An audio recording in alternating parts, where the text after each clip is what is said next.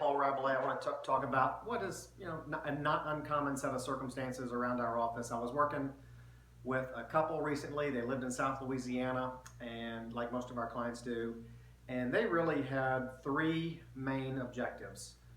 First, they wanted to set up their estate legal program so that things would be really simple for the surviving spouse when one of them died.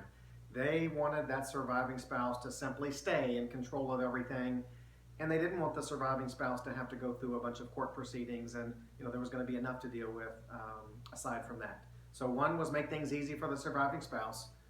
Two, they wanted to make sure that after both of them passed away, their two children would work together to handle things that would need to be handled.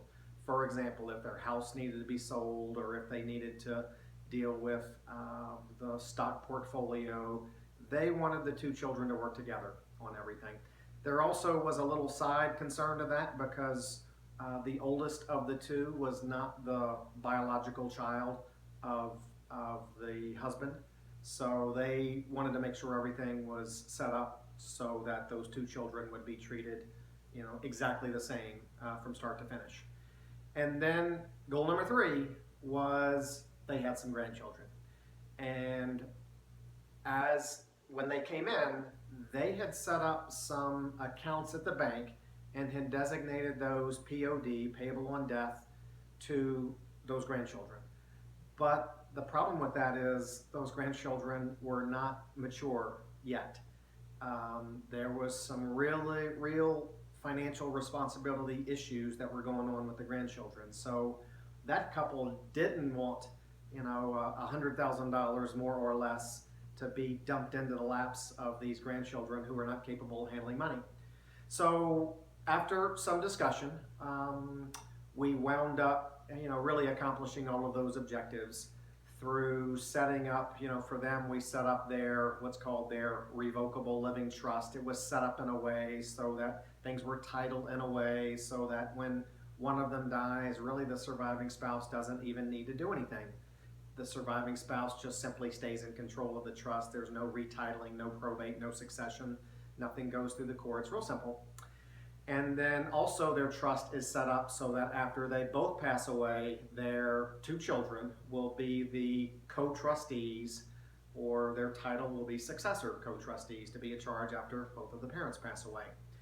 And so those two children will work together to sell the house, get the investments sold or transferred, whatever they need to do.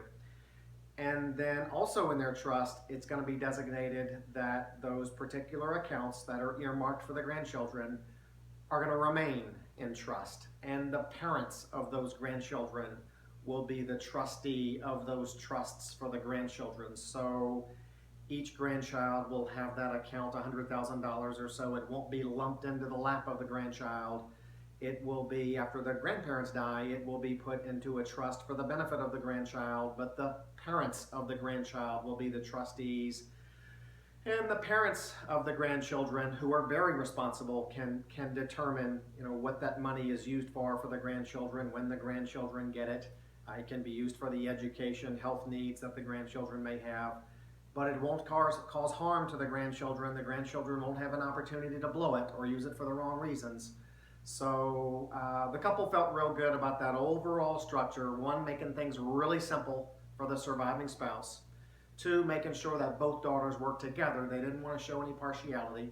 And then also dealing with the fact that, the oldest child is not technically the biological child of the husband. Got all that taken care of. And then, of course, making sure that things that go to the grandchildren go the right way so they don't cause harm to the grandchildren. It really helps the grandchildren get started on their lives. And then everything else would go 50-50, to the two children. So that's kind of a common scenario we see, and happy to help that couple, and look forward perhaps to the opportunity. If you have needs similar to that you want to have a conversation with, be happy to have a chat with you. You can contact our office to get started. I'm Paul Rabelais. Have a great day.